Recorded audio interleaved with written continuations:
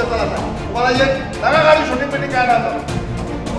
नाही नाही आता तुम्ही सोडा साहेब तुम्ही सोडा आता साहेब तुम्ही आता सोडा साहेब नाही काहीतरी गांभीर्य नाही ना माणसाला तर कशाला हे करता तुम्ही तुम्ही कशाला तुम्ही जनतेची बाजू घ्या तुम्ही कशाला कोणाची बाजू घेता मग बाजू घेतली मग तुम्ही काय करताय आम्हाला न्याय द्या तुम्ही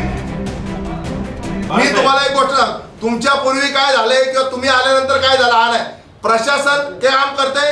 अधिकारी बदलला म्हणजे विषय संपला नाही साहेब नाही तुम्हाला फाईल दाखवू शकतो ना आम्ही नाही फाईल दाखवून काय साहेब तिथं रिझल्ट काय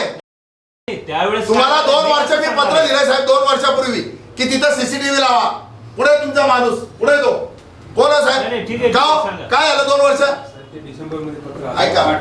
साहेब 2 वर्षापूर्वीचं माझ्याकडे पत्र येतं का नाही बसवलं कारण की हे सगळे तिथल्या चोरी सामील आहे माझा स्पष्ट आरोप आहे तुमच्यावर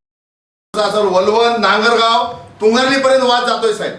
तुम्हाला येतो का नाही मला माहिती नाही तुम्ही तुंगरले राहताय मग आम्हाला काहीतरी रोग व्हावा अशी प्रशासनाची इच्छा आहे का साहेब तुमच्या ह्या फॉर्मॅलिटी होत राहतील साहेब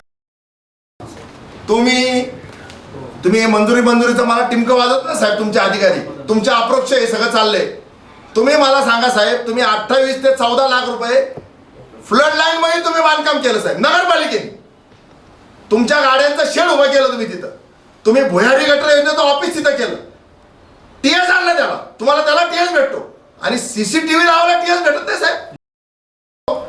मला सांगा साहेब तुम्ही